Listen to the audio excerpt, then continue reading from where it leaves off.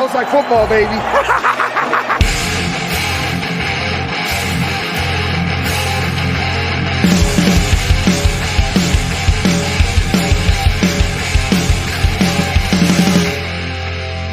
What up, guys? Welcome into the Fantasy Football Smackdown, kicking off the month of March 1st, if you're watching us live on YouTube, part of the DWZ Football Network. Tuesday, if you're listening on the podcast. I'm your host, Kyle August, and with me now, as always, Jake Rip. What up, bro?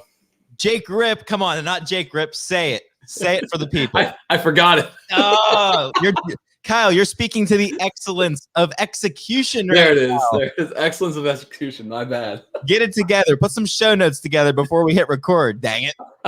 Oh, man. As I'm like going through it in my head, I'm like, shit. What was it? It was a couple E's, something in there, which, yeah, thanks, Memphis. Now this is now on my plate forever and always. I told you I like that one, and I'm going to lean into it, and I meant it. I was going to use the old rip your heart out, but, I just went with save it for next week. Jake Rip. There we go. So how you been, man? What's going on in your life these days? Dude, fantastic. Just, we're through another week. Just every Sunday without football. It's just same as the week before. You wake up, you try to find something to do. There's nothing to do, and then you find yourself on Monday ready to record a podcast. Yeah, no doubt. That's why I encourage people. If you're watching on YouTube, you can tell that big NASCAR fan here. So it lines up perfect, man, because like it was Super Bowl Sunday, the next week Daytona 500, and I got NASCAR all year long here. So look at Jake. We're promoting NASCAR and we're promoting hockey, baby. There you go. Hey, Patrick Kane 400th goal last night. So, hey, congrats, Patty. Yeah, he's all right, not too bad, but he's yes. Well, I guess we could talk about some football, and on today's show, we're going to be talking about some dynasty trade targets, and not just giving you some names and buzzing through this thing, but actually laying it out, kind of getting you prepped for how you can prepare to add these players as business is going to pick up. I think I mentioned, obviously, it's March now, right? We're just a couple weeks away from free agency. People are going to start tuning back in. We're less than 2 months away from the NFL draft, and rookie season obviously always brings people back into fantasy football mindset. So, we might get a little bit of lull there through the summer. If your league's good, everybody stays active, but this is definitely a time when business starts picking up. So you can get the jump on your league mates and make some solid trades. But before we dive into the players that we have, we got about a dozen for you guys here on the show. Jake, I wanted just your overall thoughts on rookie picks. Now, obviously you and I both play Dynasty. Every Dynasty player has their own kind of philosophy on this, I think, or maybe you don't do it on purpose, but maybe you find that this is my philosophy apparently. But how do you treat rookie picks when you have them in Dynasty leagues, and how do you usually find yourself using them? I don't have one specific philosophy that I follow with rookie picks. It's going to depend a lot on what my roster looks like, or that specific Dynasty roster looks like. But you know what? I tend to kind of hoard rookie picks, especially when you have a rookie class like this one coming up, where it's just name after name after name after name, to the point where, you can start collecting second round picks. And I feel really, really good about every single one of those. If we're talking about 2 quarterback, or we're talking about super flex, you and I talked about it a little bit before we hit record, but I'm going to definitely put a little bit of a premium on, or a lot of a premium, I should say, on quarterback, so that someone like Justin Herbert doesn't go slipping through the cracks again in 2021. Yeah, no doubt. And I wish every time I get a lot of rookie picks, I'm like, oh man, I'm going to sell these things. Like I am just like the worst when it comes to hanging on to picks. I'm mortgaging the future too. If like the first thing I'm doing most of the time in the offseason is like, man, how many years out can I trade? All right, good, But in all seriousness, go ahead. I'm sorry, but I was going to say, you can't go wrong either, like kind of looking ahead, like especially this time of year, start scrolling through some of your Dynasty rosters or some of the guys in your league and think like, okay, this guy's roster looks damn weak. I'm going to make an offer for his first round pick because, I did that last year on a couple of teams, and it got me a couple nice early first round picks. Just a little nice little trade strategy early in this episode. Yeah, for sure. Because I think the one thing that sometimes that gets overlooked is, those future picks, everyone kind of values them the same from team to team by default. Once the draft order set, right, you can tell like there is obviously a huge difference between when you're carrying the 103 versus the guy carrying the 110, right? So like, but if you can get a little bit of a jump on your league mates and grab those picks for cheaper, those future picks, that's definitely a great strategy. I think the one thing, again, I usually will I'd rather have the bird in the hand sometimes. So you usually kind of find me trading off picks. But the one thing I'll say is if you're going to do that, the time to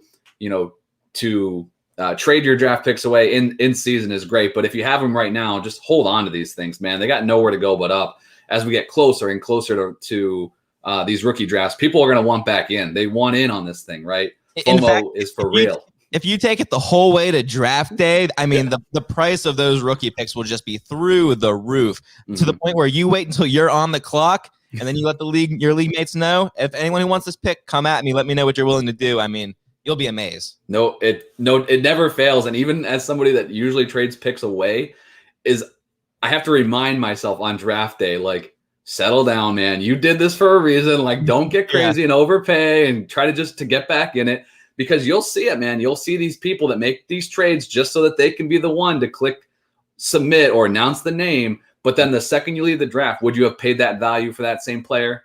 Probably not. A lot of the time. So got to be careful with that. But there's just a little background on rookie picks, and I think it's you can definitely take different approaches, but they're fun nonetheless, right? So let's dive into some names now. We put together a team of draft targets. So we both have a quarterback, 2 running backs, 2 wide receivers, and as Memphis calls it, the vegetables, the tight end. But we're going to leave vegetables for last. I know he did vegetables first, but I like to leave my vegetables for last because hopefully I'm already hungry. I'm not hungry anymore, and I can just leave them there. So let's start with the quarterbacks. And Jake, I'm going to kick it to you here, man. Who is a quarterback that you're targeted in trades right now? Yeah, the quarterback position, especially when you're looking for trade targets, is kind of tricky because you kind of know for the most part what players are, unless they're a rookie, a first-year player, they have a little bit of experience. And that's kind of what I have here in Jalen Hurts. And I think it's kind of funny, too, the people who aren't convinced that Jalen Hurts is going to be the Eagles' quarterback of the future. It's like as if he went out there last season and showed zero promise, and now we have to wonder, is Philly going to go ahead and take a quarterback now in the first round? I don't think it's happening. I would be shocked. We look at what did he do last season in his limited time. 330 plus passing yards in 2 of his 4 games. Completion percentage leaves a lot to be desired, but 60 plus rushing yards in 3 of his 4 games. And what it comes down to is what else do you really want to ask for this guy who had to make his first career start in week 14? Not to mention that first start came against a New Orleans defense that was stopping everybody. You know how many points that Saints defense was allowing on average the 5 weeks leading up to Hurts' debut? You want to take a guess, Kyle? To the quarterback position or points scored? To the offense. How many points were they giving up? I'm going to go with 22. Dude, they were allowing 9 points per game for 5 weeks leading up to Hurts' debut. What does Jalen Hurts do? He leads the Eagles to a 24-21 win that would have absolutely ended with Philly getting blown out had they started Carson Wentz. You look at Hurts, what is he given to throw to in his first season? You get Zach Ertz on the tail end of his career. I know you're a little more optimistic than I am on Ertz going forward. But you get Jalen Reagor, who proved to everyone last year that he's probably not a number 1 wide receiver in the NFL. Outside of that, you get, Travis Fulgham, Greg Ward. Dallas Goedert is legitimately his only reliable receiving option as he's thrown into the fire here. He was just kind of put into a situation to fail from the get-go, but he was still able to battle that adversity and make that offense function in a way that was just not possible with Carson Wentz under center. But whatever the Eagles do at pick number 6, that's going to either send Jalen Hurts to the moon or it's going to just tank his value. Because they're going to either go into that draft and come away with Jamar Chase with that pick, which is absolutely a possibility. And then all of a sudden, Hurts is quarterbacking an Eagles offense with Sanders in the backfield, one of the best receiver prospects in the game in some time. Jalen Reagor taking the top off the defense. And then there's so much wide receiver talent, again, that you and I already talked about before this show. That they could find an immediate difference maker at the receiver position in the second round of this draft if they didn't go with Jamar Chase. But obviously, that's just the dream scenario here. But if anyone in your league has any concern about Jalen Hurts and they think that he's going to end up backing up Trey Lance next season, do them a solid and take Jalen Hurts off their hands. In terms of draft picks, I'd be willing to trade as high as the 108 in Superflex for Jalen Hurts. I think that's kind of a good realm in terms of picks. I'd be happier with something closer to the back end of the first.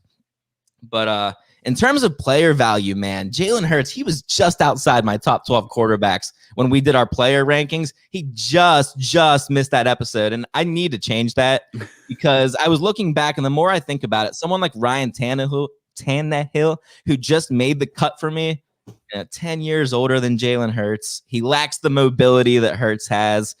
If I had Tannehill on my team, I would absolutely be trying to flip him for the guy that might just be the league's next best Konami code quarterback.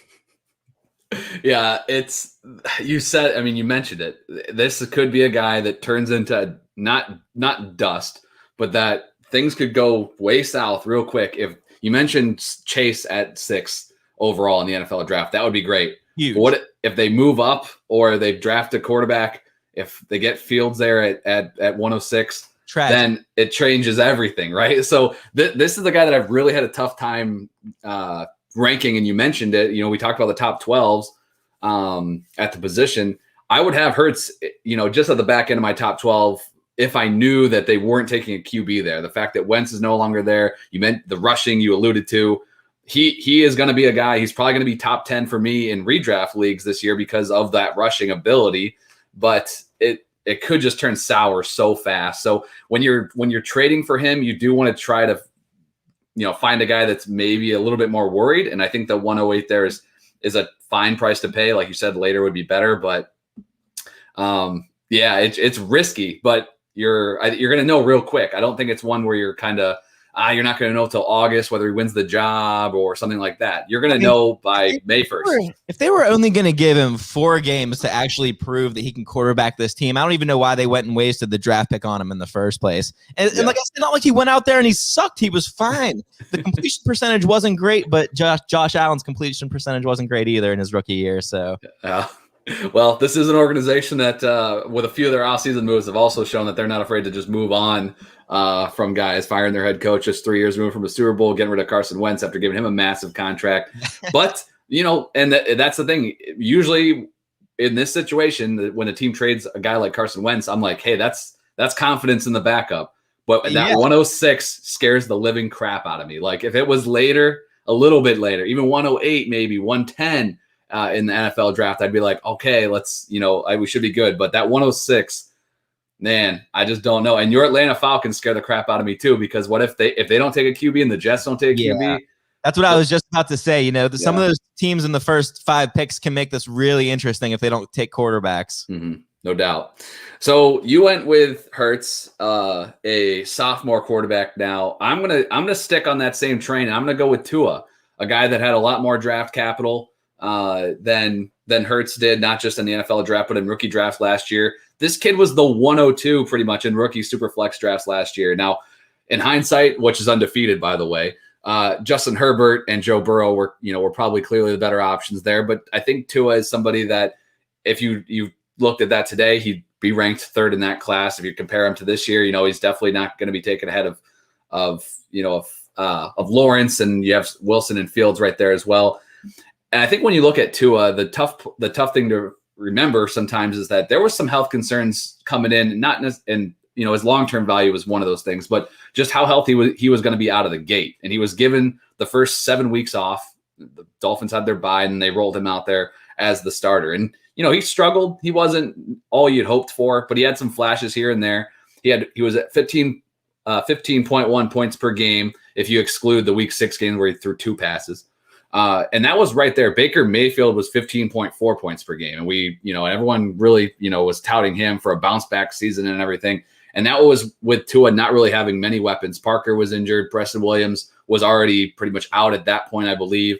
They were using a mixed bag at running back, which that's their running back position now is still kind of up in the air. But I think this is an offense that, could look to add pieces around them. They have a ton of draft capital. They can find guys not just by committing, their first round, their 2 first-round picks. They have the 3rd pick thanks to the trade with the Texans. Bob still lives in infamy. Bob. But I think they could add a couple of really nice offensive weapons without sacrificing, their draft this year. They have a ton of picks. They could build around Tua and really give him a shot. So I think Tua is just a guy that he hasn't fallen as much as I think people might think as far as value, right? He was just 1 year removed. It's going to be tough to probably get him away and steal him. But the few things that I'd put together, and just for full disclosure, I used DLF Trade Analyzer for some of these values to try to see, what might work according to that. So you said the 108 for Hurts, which I thought was good. I said anything after the 106. So 107 or later, for Tua, I think would be great. I'd be willing to take that scratch off. And even if he's my QB2, for the next 4 years in Miami, I'm good with that. Few players, I did Juju and a 2022 second. I would do that and Superflex for Tua. And then I did a few QB wide receiver combos. So Jake, I'll kick it to you right after this. Give me your thoughts on Tua and these. But I said Sam Darnold and Chase Claypool, or Derek Carr and Deebo Samuel in Superflex. Those are some young wide receivers. You're still kicking a quarterback back. It's always tough to make trades in Superflex leagues for quarterbacks, but you still give that team, somebody to plug into their roster. So what's your thoughts on Tua, and would you pay those prices, for Tua right now? Yeah, I think so. I mean, I am so shocked at how quickly the fantasy football community, and I guess fantasy gamers as a whole, have just given up on Tua. This guy was the hottest thing in the streets just a little over a year ago. He comes out there, and again, this is very similar to Jalen Hurts in more than one way. He doesn't suck, yet after the season's over, all these questions start swirling. Is Miami going to go out and they're going to sign Deshaun Watson now? Why would they do that? They're top 5 pick on Tua. Did they miss? And they should have taken Justin Herbert. Absolutely. But again, hindsight, right?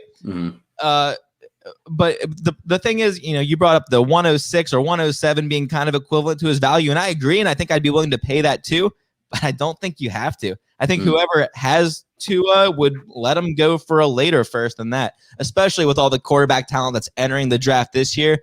They might have some of the same mindset that people thought these NFL GMs would have, and that, let's try one of these new guys because Tua didn't go out there and do Justin Herbert type things.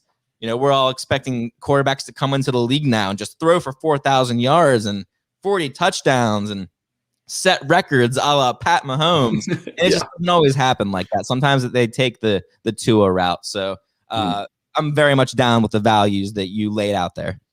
Yeah, and I think just to put a ball on the quarterbacks, I think with on draft day, right, that 107 might be today you could do that. But I think if you're sitting there on draft day and you're on the clock at 108, 109, like Jake said, all right, I'm looking to move this. At that time, there's value in people in being at the podium, right?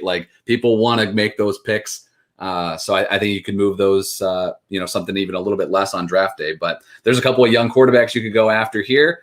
Let's move into the running backs. We got 2 apiece, but Jake, why don't you give me your first one? Man, I'm going to do a complete 180 here from my 2020 stance on Joe Mixon, because he was an easy fade for me last season as a guy who was finding his way into the back end of the first round in a lot of fantasy drafts last season, and he seemed to present more than one red flag to me. We knew the Bengals O-line was going to be bad heading into the 2020 season. What we saw and what happened to Joe Burrow shouldn't have really came as a shock to anybody. We knew that, for Mixon to return value with a late first round ADP, he would probably have to have a career best season, which wasn't super likely with a rookie quarterback taking over the offense. We knew that Joe Burrow wasn't a huge threat in the receiving game, 2.2 receptions per game in 2019.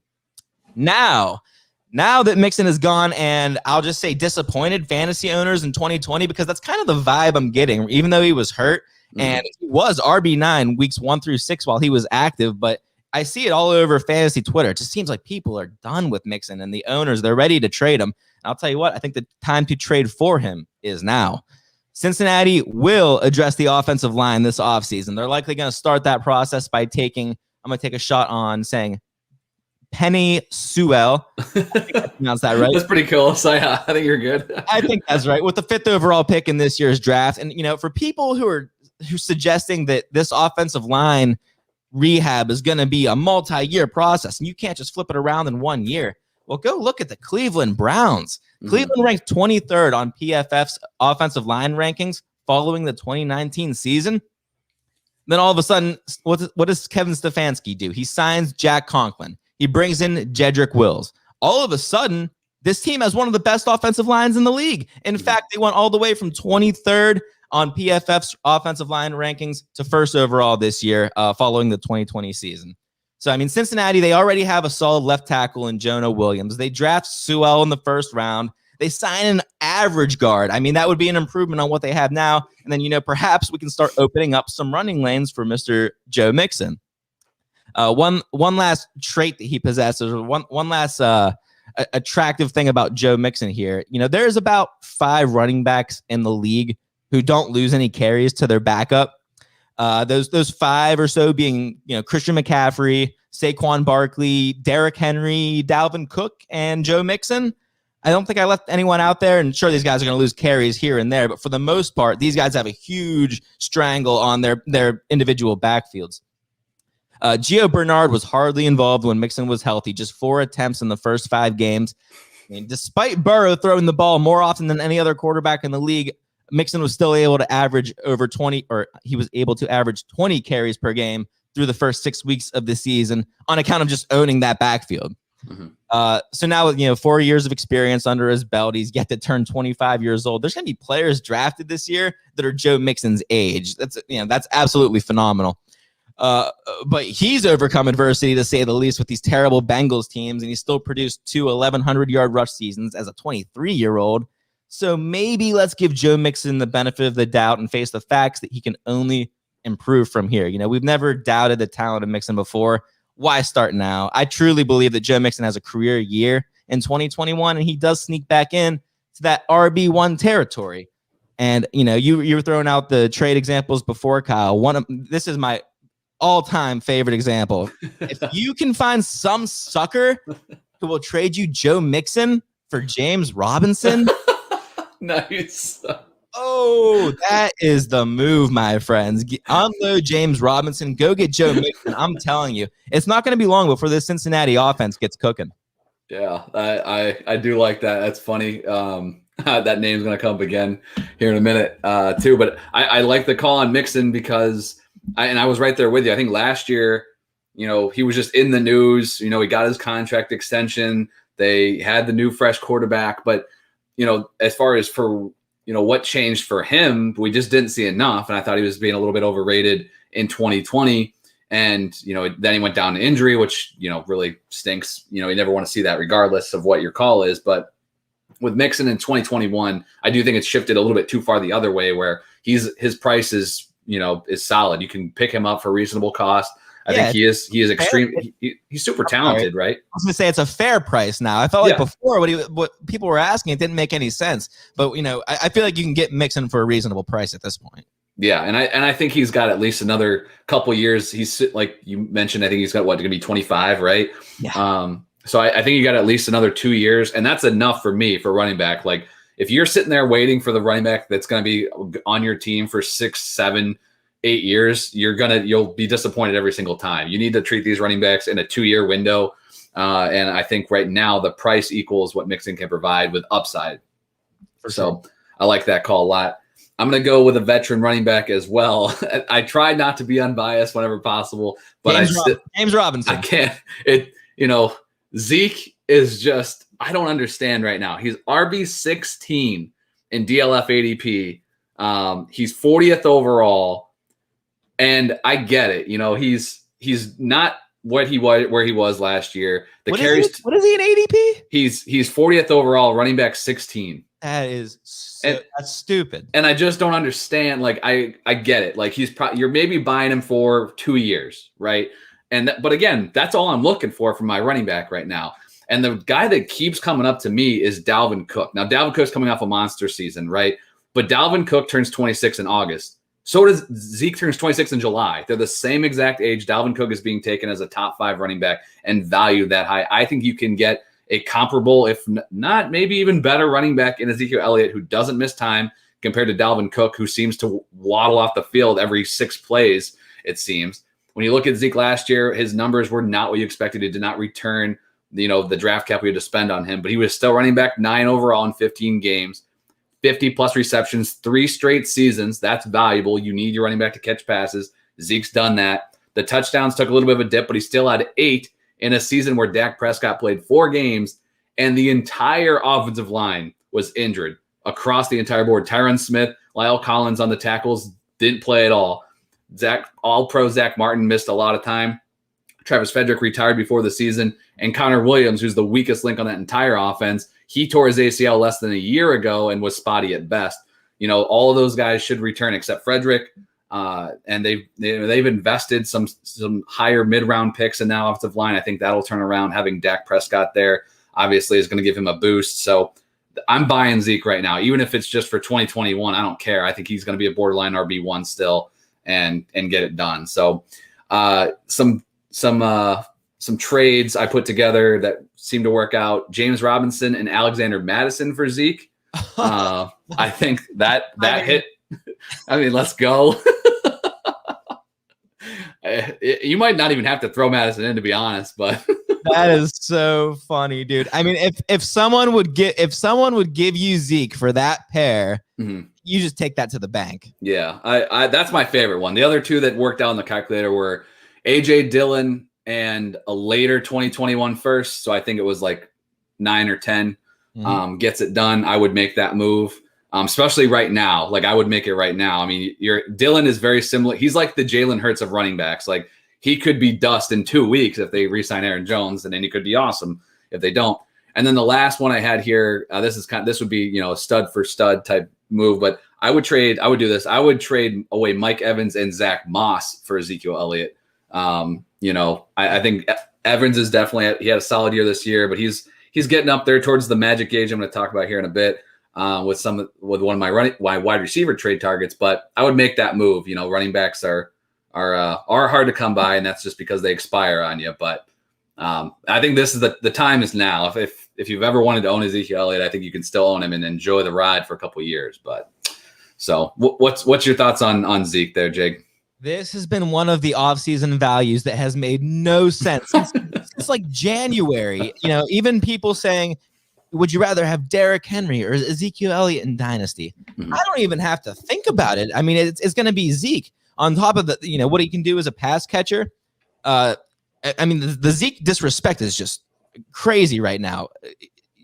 When Dak comes back, the way I see it, Dak fixes everything. Do you think Zeke's going to have a 9-game stretch next season without a rushing touchdown like he did this season? With how frequently the Cowboys are going to be visiting the red zone, Zeke's a sneaky candidate to end up with over 20 total touchdowns next season. Tony Pollard, you didn't mention, I think might be a little bit of a threat to his workload in the sense that he'll be sprinkled in. I don't think it's going to be just the Ezekiel Elliott show. I listed those names earlier of guys that had the stranglehold on their backfield, and I didn't put Zeke in there because I feel like that might not be the case this year. I don't disagree with you. I do think that Pollard's going to see more. Zeke was at 245 carries, I think, last year.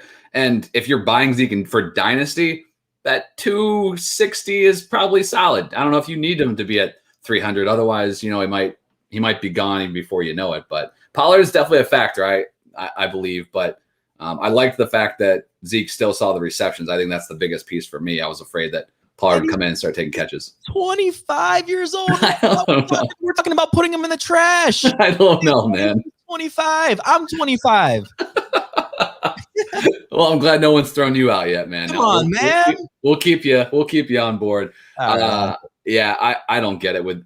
Honestly, I don't. I was looking at him like, man, he's just buried right now, and I think it's a great time to add him if you need. So we'll keep this train moving. Another running back here, and I liked this name a lot that you had on the list. So who you got here is your RB2? Yeah, I took a little bit of crap on Twitter in the past couple days. Man, I never tweet. I go out and I say one thing, and here we go. Ladies and gentlemen, it's going to be my hot take of the week. Your hot Jake take of the week. Austin Eckler is going to outscore Alvin Kamara in 2020. It's going to happen. One of my favorite drafting tips this offseason is going to be to fade Alvin Kamara in the first round, who's going to see a dip in passing volume no matter who's taking over for Drew Brees, and scoop up Austin Eckler in the second round where you still get a realistic shot at 1,000 rushing and 1,000 receiving. Even in a limited season for Eckler, he still averaged the second most receptions per game and second most receiving yards per game for running backs behind only Alvin Kamara. Last season, the big concern was what happens to Eckler when the check down king himself, Phillip Rivers, is out of the picture. Well, everything looks okay with Justin Herbert. Eckler still saw target totals of 11, 16, 2 9-target games. He had the 5th most receptions and receiving yards among running backs, despite playing just 10 games. Needless to say, there's little to no concern for me about his receiving production. But even as a rusher, I'm nothing but optimistic, because with a real weapon under center like Justin Herbert, no disrespect, Phillip Rivers, you were fine in your time, but you'd expect Austin Eckler, I think, to see even more light fronts than he normally would, or what he was normally seeing with Phillip Rivers. Now that the deep ball is a threat, now that defenses kind of have to play on their heels, I really like what that poses for Austin Eckler moving forward. He improved upon his 4.22 yards per attempt in 2019, which was already solid. Bumped that up to 4.57 this year. The only part of Eckler's game that's really kept him out of that top 5 running back conversation over the past couple of years has been his lack of rushing touchdowns. Just 4 total rushing touchdowns in 2019 and 2020 combined. But Eckler makes for an excellent trade target in the sense that his name doesn't carry as much weight as an Alvin Kamara, a Saquon Barkley, a Christian McCaffrey. Those are extreme examples, but I would be the least shocked person in this room if Austin Eckler found himself, with a top 5 RB finish ahead of one or more of those 3 names that I just mentioned. But that's why he's the perfect trade targets, because that's in his range of outcomes, yet he's actually still attainable.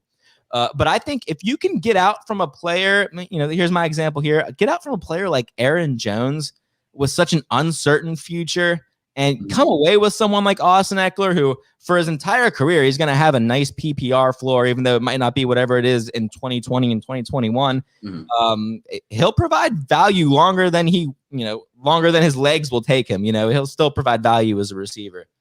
So if that trade is on the table and you can make that happen, I think I'm pushing the trade button. Yeah, and you mentioned it with Eckler, the PPR floor, the catches. That's something that, I mentioned it with like 2 years with a running back, most of the time that's about what you get, unless you're picking these guys up in the rookie draft. For somebody like Eckler, though, where so much of his value is based in the receiving game, I think that that lifespan is stretched a little bit further. So I like the call with Eckler a ton. I think last year people were giving him a little bit too much hype because they were like, Melvin Gordon's gone now. Here comes the rushing touch. Like, probably not, but that doesn't matter. He's still fine without him. Yeah, the hope was at that point that he becomes the next Christian McCaffrey for the Chargers. But yeah, that never really came to fruition. Yeah, he did. He hasn't. You mentioned, I believe you said 4 rushing touchdowns over the last 2 years. I didn't look ahead of time whether he had any last year, but I know in 2019 he did not have another rushing touchdown after Melvin Gordon returned from his holdout. So like it's potentially almost been 10, 22, 24 games since he's had a rushing touchdown. It's been a minute for our friend Austin. But I do like the call a lot, and he's a guy that I think you mentioned with Mixon, I think with Zeke and with Eckler here. These are all guys that I think could be big time difference makers for your team. So I like that a lot. He's a guy that I would want to add. I like Austin Eckler as a player, and he's super safe, I think, but still has a lot of upside, which is awesome. I'm gonna pick us up here as far as speeding us along, because I don't think I need to spend a lot of time on this next running back. Are you sure? But I mentioned Mixon, Zeke, and Eckler. Those are difference makers. This guy is like a scratch off ticket that you don't even go to a gas station for. You just go to like the little kiosk in the bar, or like at the grocery store on your way out. It's Rashad Penny, and Penny is how much you should be spending on this guy, because the dude is fallen completely off the radar. He's running back 50 in DLF ADP. He's 180th overall, but Chris Carson's a free agent. So if Penny is going to be the guy for the Seattle Seahawks, even if it's just for this 1 year, I'm willing to pay the price for him now. Now things can change quick. We're doing this pre-free agency. We're doing this pre-NFL draft. But all they've been talking about in Seattle since the end of the season is running the ball more. And Penny has, he's a guy that when given the opportunity, he's been fine. It's just Chris Carson's been there and earned it. And unfortunately for Penny, he was drafted by the one team that doesn't really give a shit where they drafted you. So if he was on any other squad, he would have jumped up the depth chart and been first. But just Carson had the stranglehold on that RB1 slot. So here is, Jake, before I kick it back to you and you give me your thoughts on it, whether this guy's even worth talking about. But this is the reason why I wanted to get him on this list. These trades worked out like easily on the trade calculator. A 2021 third rounder for Rashad Penny. Give me that. Jamison Crowder for Rashad Penny. Give me that.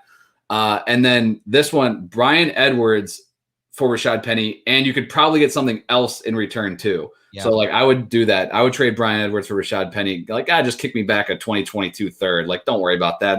That's future use problem to recoup that, right?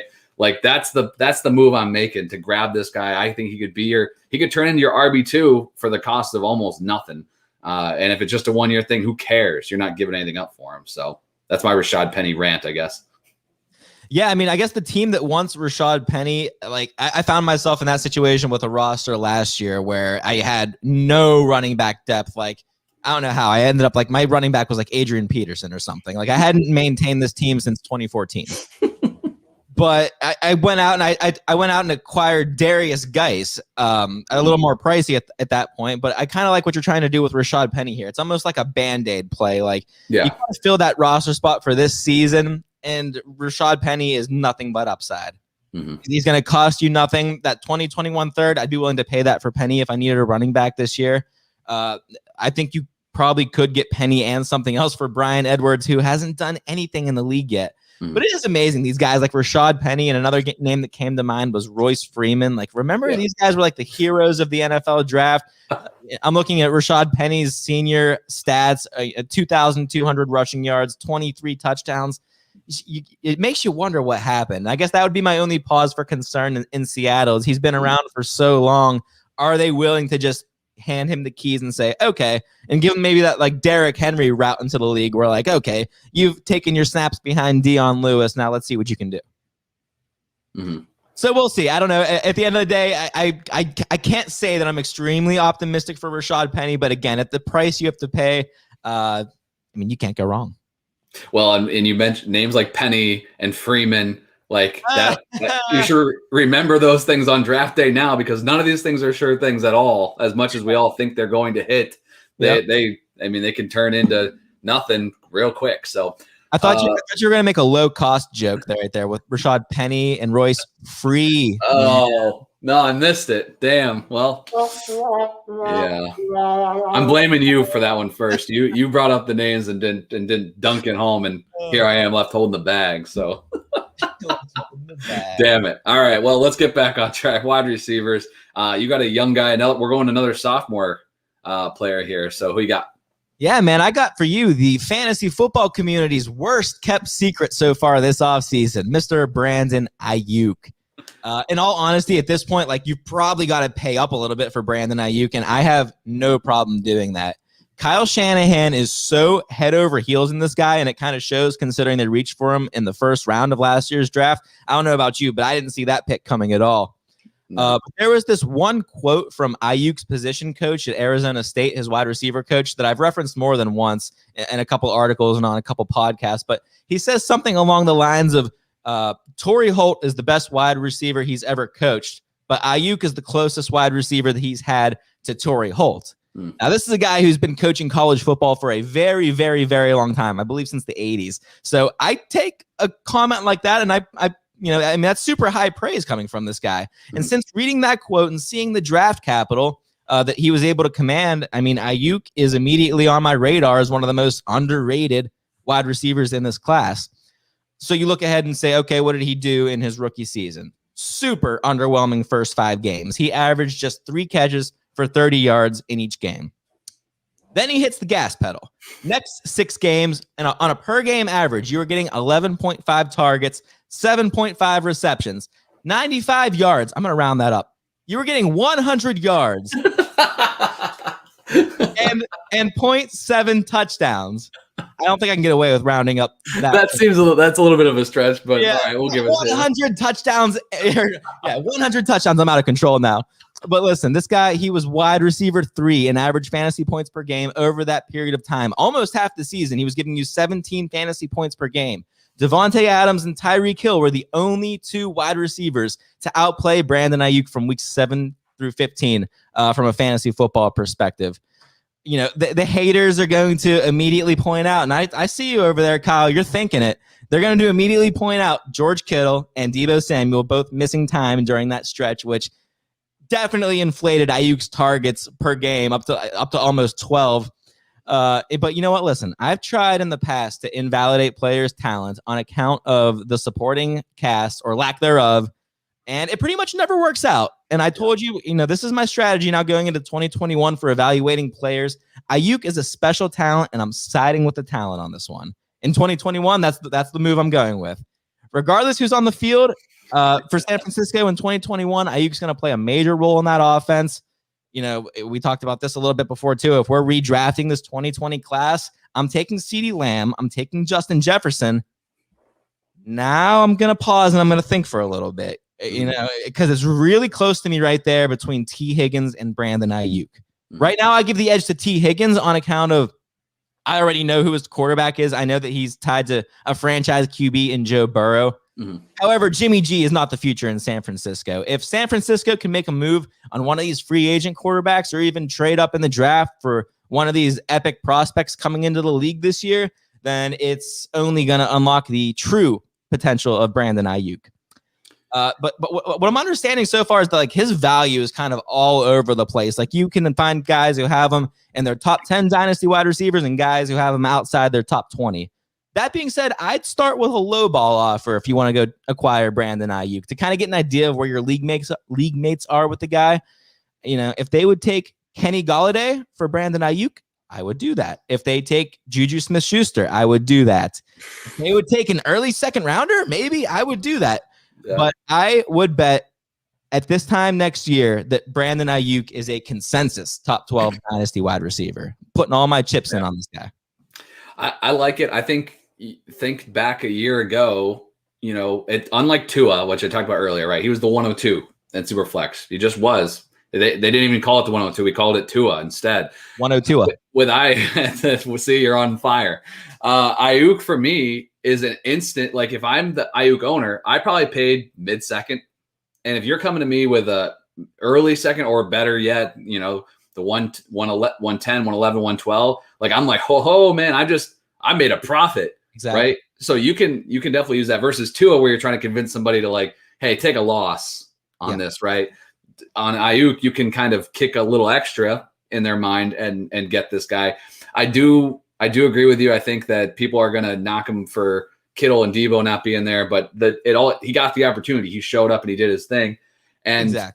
And I think you're right as far as giving Higgins the edge. I think that most people would. I don't think they're that far apart. And in all honesty, I might like it better knowing that Ayuk is tied to Kyle Shanahan, no matter who his quarterback is, than in comparison to T. Higgins tied to Burrow. But they got Memphis's whipping boy, Zach Taylor, there as the head coach, and he's going to be gone after this year, right? So, I mean, I think I'd rather have him tied to the offense versus a little bit more unknown, 2 years from now. And Jimmy G is probably all but gone after 2021. We all thought it was going to be even this year because of the dead money, but I like the call. I like the name. And I think you can add him right now. It's probably, it's hard to add young guys in trades, like to acquire them, but I think this is a guy that you could do that. So yeah, dude's going to be a superstar, man. You heard it here. I would say first, but you heard it here, like 200th, baby. Yeah. You still heard it. So that's good, man. I'm going to flip the script a little bit. I'm going to do something dangerous. I'm going to recommend trading for a guy in Dynasty that is about to turn 28 years old, the wide receiver position. I know this guy, I don't know what the hell's going on. He's half buried in everyone else's backyard, but it's Cooper Kupp. I mean, the guy came into the league too old and he got knocked for it. Now he's going to be too old again, apparently, because the dude's wide receiver 37 in DLF ADP, 100th overall. I will round up because it was 99.6 or something. I think that's more reasonable. Yeah. The dude got Matthew Stafford as his quarterback this offseason. I don't think that's anything but an upgrade. He's had 90-plus catches each of the last 2 years. He stayed relatively healthy. He had 10 touchdowns in 2019, dipped down to 3 in 2021. That was the whole reason why his finishing position was just on the edge of a wide receiver too. But I think those touchdowns come back with this offense just being improved. I think as far as the touchdown percentage with Jared Goff in 2019, thought that would positively regress, and unfortunately it just didn't.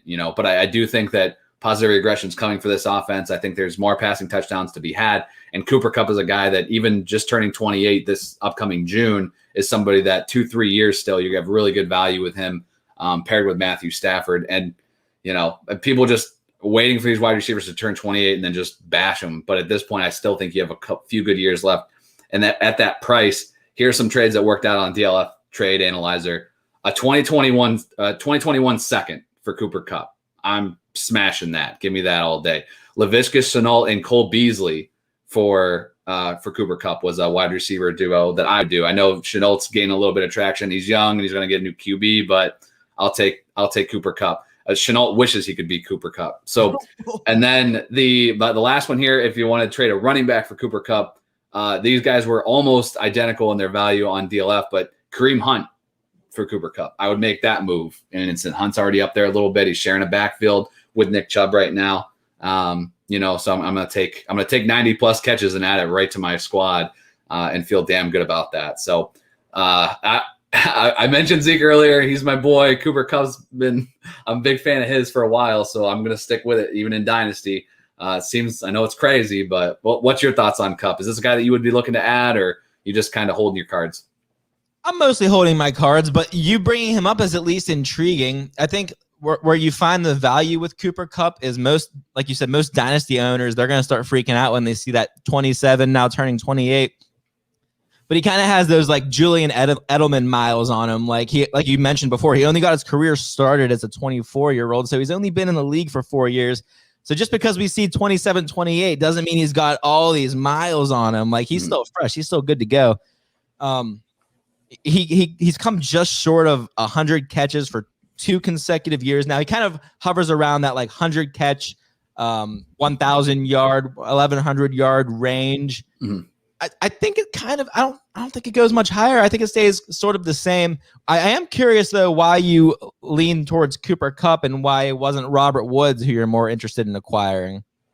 They're both about the same age. I think if I was looking at this earlier, and I don't have it in front of me unfortunately, but I think Woods did see that Stafford bump, and he was a little bit higher in ADP if I remember correctly. So as far as like, I don't know which one's going to get the bump. I don't think there's a clear winner. I think they both see a little bit of a jump versus having Jared Goff in 2021 as their quarterback.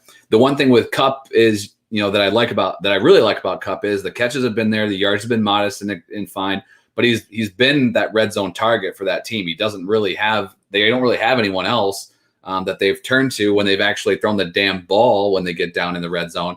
Over the last year and a half, they've just been running it nonstop down there. But if with Stafford, they start throwing the ball a little bit more, I don't think Woods is, a dominator outside, like in the red zone. So I think they can both improve.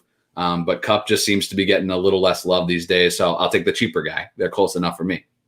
No more questions asked, sir. All right, you got another wide receiver here, and you're getting on Memphis's good side with this. Memphis is well represented on this show. So I'll kick it to you for your wide receiver too. I wanted to mention this guy because he was impossible for me to get this time last year. Terry McLaurin at this point last year, dude, the hype train was out of the station, full force. He was just completely unattainable because every player has their price, or every gamer has their price rather. But those who rostered Terry McLaurin in his rookie season, they want an arm and a leg in return for him because that is the diamond in the rough that they found. That was the guy that they were able to get in the second round of rookie drafts. And now they're just infatuated with him. They love Terry McLaurin. Scary Terry, he finished as the wide receiver 19 last season in half PPR, which compared to some people's expectations was kind of a letdown, including my own. I kind of saw him pushing that top 12 threshold a little more. But I'm still just as excited about Terry McLaurin's career this season as I was last season because there's reason to believe that it's really only uphill from here. It's only uphill from here for Terry and Washington. Man, that's a tongue twister. Listen, between Alex Smith and Dwayne Haskins, the Washington quarterback was averaging 200 passing yards per game and less than 1 touchdown. Show me a wide receiver in the league that's going to make that work. Yeah, I mean, when you put that kind of context behind it, it's actually kind of impressive that Terry McLaurin was able to finish as wide receiver 19.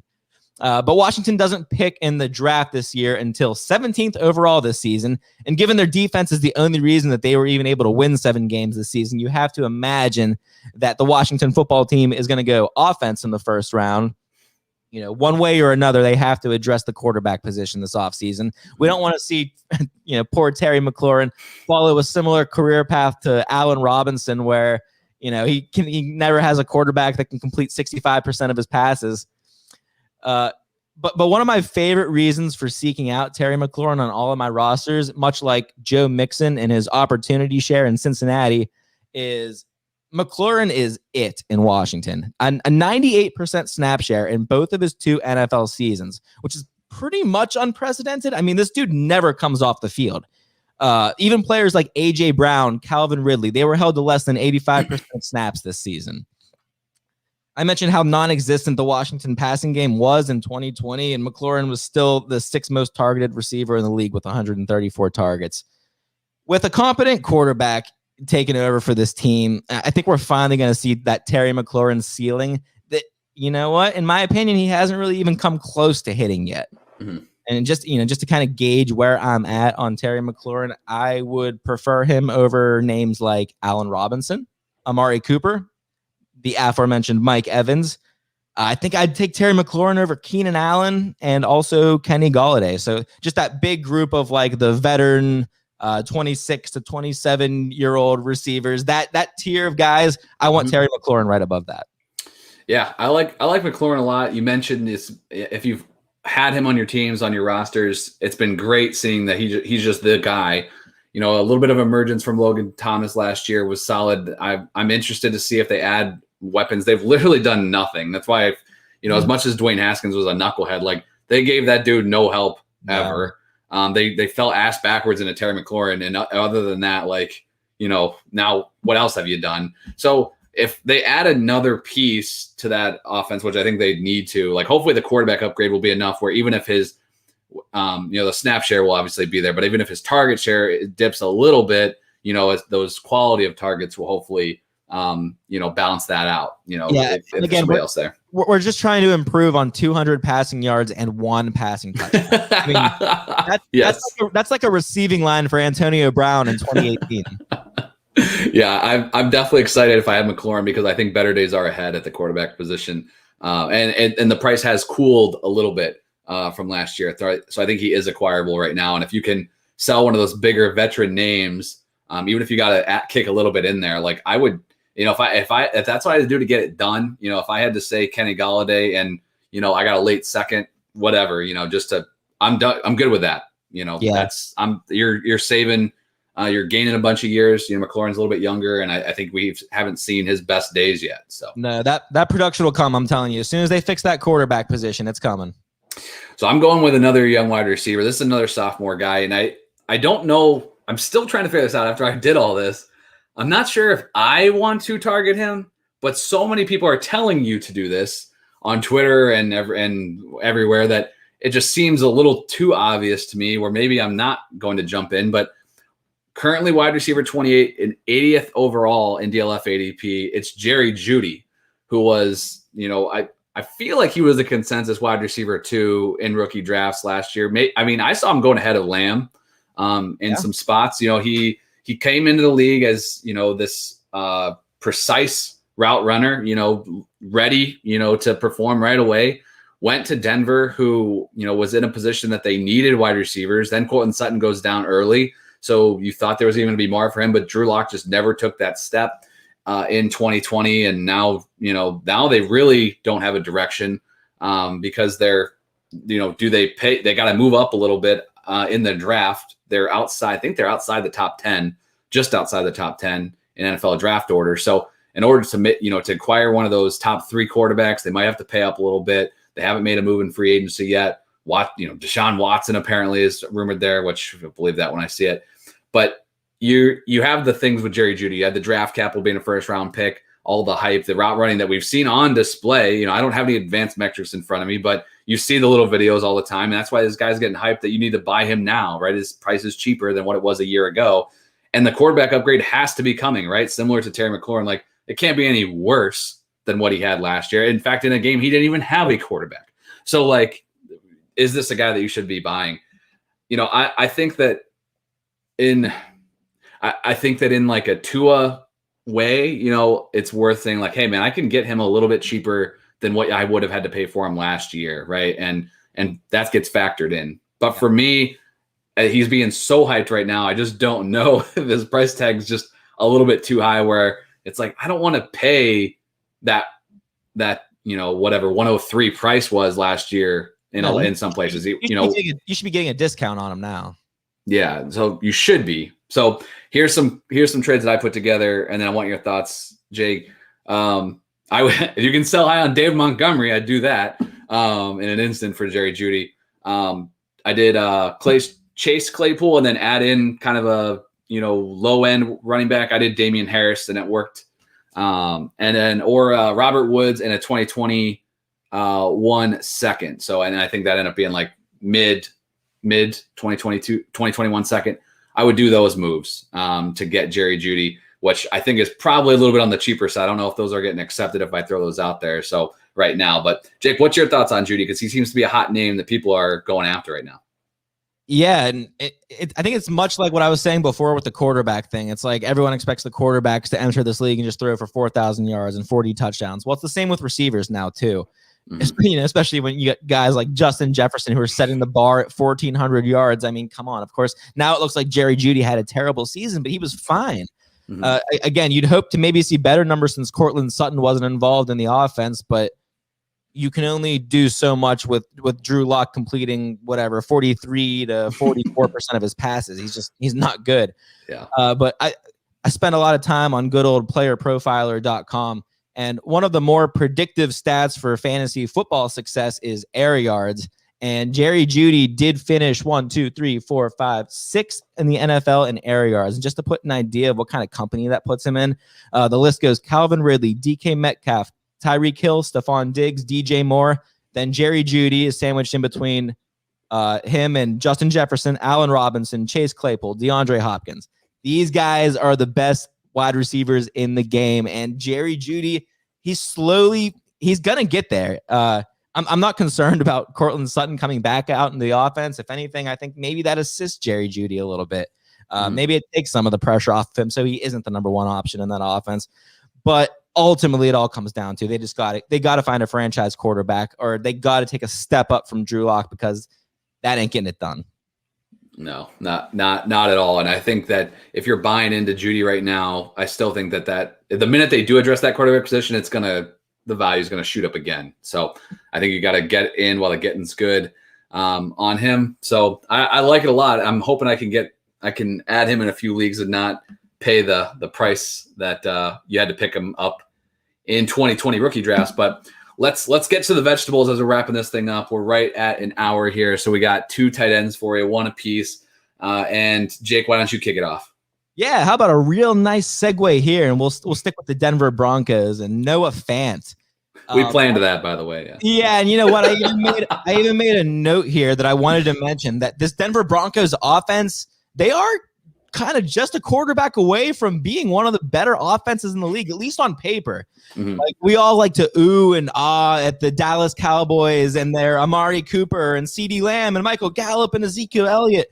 But what is that team without Dak Prescott? I think we saw that in 2020. Yeah, it wasn't great. I'll tell you that. I watched every damn game. It sucked. Yes, there you go. That was a highlight reel of their 2020 season after week 4. Drew Lock doesn't get nearly as much of like the media attention or like just the natural hate, I feel, as a guy like Carson Wentz. Meanwhile, he was equally, if not just more terrible in 2020. Last in the league with a 57.3% completion percentage. There's that stat. Bam. And despite having a decent supporting cast in Denver, Jerry Judy, Melvin Gordon in the backfield, Noah Fant, even Tim Patrick, he shined for a couple games. He was solid.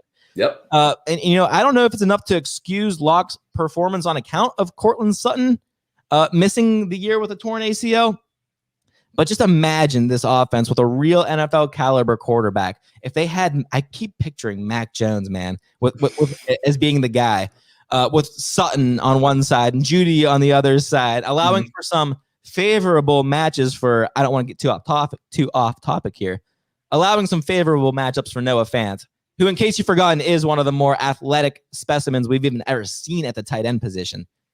Back to good old playerprofiler.com. Fant scored 96th percentile or better on every single one of the workout metrics on that website. It's an absolutely amazing chart. It's beautiful. I suggest you check it out if you have not already. But we're starting to see that freak athleticism translate onto the field. In 2020, Fant finished third among tight ends in yards after the catch. The final stat line isn't really sexy. 62 receptions, 673 yards, and just 3 touchdowns. But he's making that natural progression that you'd expect from a tight end in the NFL, despite having to catch passes or chase down passes, rather, from Drew Lock. Fant was tight end 13 in average fantasy points per game this season. This, ladies and gentlemen, is what we call a buy now window. Fantasy gamers are impatient creatures. They say it takes 3 years anyways to break out in the NFL if you're a tight end. So, watch what happens when they make that inevitable quarterback upgrade in 2021. Denver does pick 9th this year. And I mean, I very much expect a quarterback, a decent one, to be available with that pick. And if they don't take a quarterback, I would be surprised. But, if you do roster Fant right now, you hold him. You do not sell because the value just is not right there right now. But if you don't roster Fant, I think you should go get him. Just 23 years old now, and a couple of suggestions I had is, maybe offer up a tight end who had some production this season, like the tight end 3. I would, tight end 3, Robert Tonyan. Bye. See ya. I'll take Noah Fant. How about tight end 7, Logan Thomas? Bye. See you, Logan. It was nice knowing you. I'm going to take Noah Fant, the guy who, like I said, the athletic freak at the position. It's going to happen for him. It's just only a matter of time. And I think once that Denver offense gets cooking, it's going to really start to show on the stat sheet. Yeah, and I like that a lot. I think this is something that I think the Mac Jones pick there, one thing that he's kind of been – he's kind of been touted like, hey, he's not going to be the difference maker that the guys at the top of the board, which I think if you put him in the right situation, like Denver, who is the anti-Washington football team, all they did was add weapons around Drew Lock, and they quickly found out that they didn't have their guy. So I think, if you put him with all those weapons, didn't even mention KJ Hamler was a 2nd-round pick. Oh, sure. I mean, they did nothing but put guys around. They even gave Lock his boy Albert. Oh, yeah. I mean, they did just stacked this freaking offense, and the offensive line improved. I always forget what the hell the Garrett Bowles, the Lion King guy or whatever. He had a bounce back season. He was one of the best offensive tackles in the game. They just need that quarterback, and I do believe they still have Pat Shurmur, right, as their offensive coordinator, who sucked as a head coach, but he's a great offensive coordinator. They just nobody there in that quarterback room. Sometimes literally no one there. So I like the Noah Fant call. I'll make this one quick and easy. I would prefer Noah Fant. If you can go grab him, I think his price tag's probably reasonable. But I think we're finally to the point where people might just be forgetting about Irv Smith just a bit. This is a guy that's been really hard to acquire over the last few years because he was hyped coming out of school. He was a 2nd-round pick, so he had some draft capital, and but he's been trapped, behind Kyle Rudolph, which everyone expected him to just take that leap, but he just never hasn't really done it yet. No. But I think that breakout is coming with Irv Smith. They have after this 2021 season, so we might have to deal with Kyle Rudolph one more season, but after this year, Rudolph's dead cap money is under $3 million, so they could cut him loose.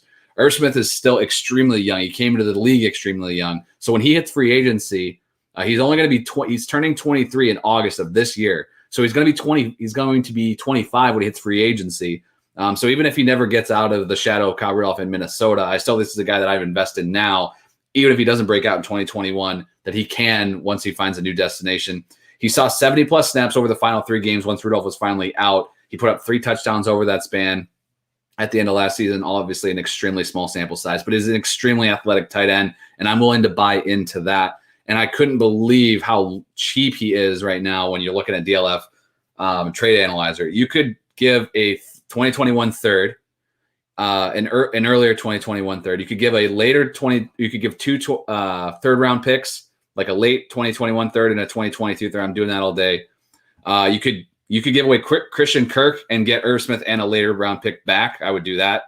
Gabriel Davis heads up for Irv Smith worked out really evenly. And then if someone's not paying attention, you could trade away Austin Hooper, kick in a third rounder, and upgrade to Irv Smith, according to this trade analyzer. Now, I'd be willing to pay that early third, no doubt, for Irv Smith, just to see if I can hit on this guy. I want a difference maker at the position. Noah Fant's probably one of those guys as well. Irv Smith could be one of those guys where you don't want to be riding in the middle. You don't just want to be sitting there with Hunter Henry forever. You want to hope that you can hit on that top 5 guy, and I think when you talk about the athletic freaks like Darren Waller, I think we got to give these tight ends a little bit of time, and we haven't even got there yet.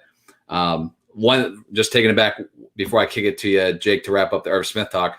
The thing about Fant is we just saw his running mate, TJ Hawkinson, break out in 2020. Now he had a good season, but he's a tight end.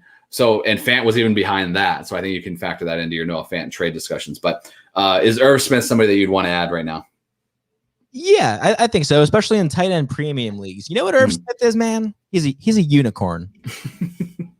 Everyone's chasing this idea of this magical tight end, and he's like this big freak, and it's going to happen. And you know what? I kind of believe it too.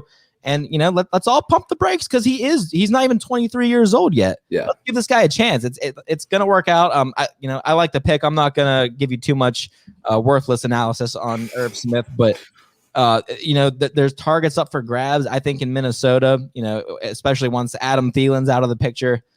Who knows if at that point Irv Smith's even a Minnesota Viking.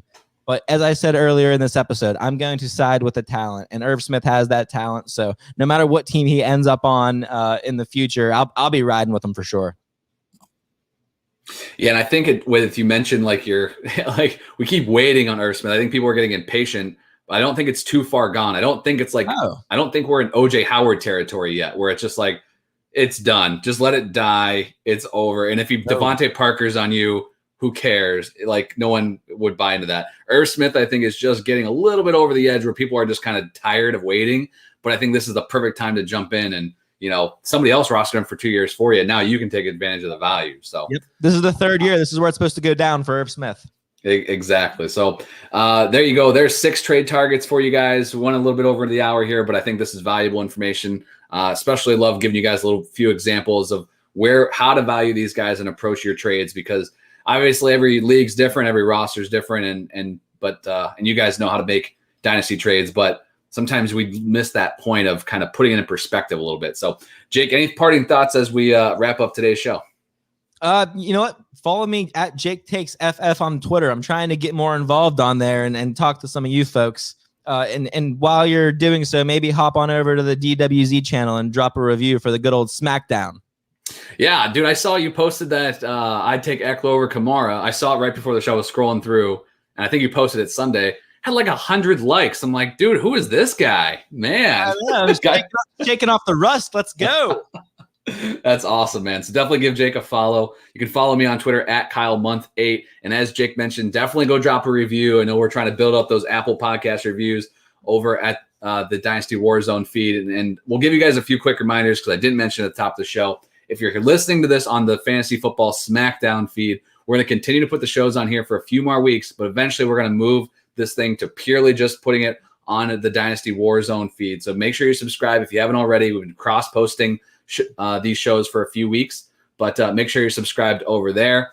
Otherwise, give us a follow, and we'll be back here next week with a little free agency preview. We'll talk to you guys then.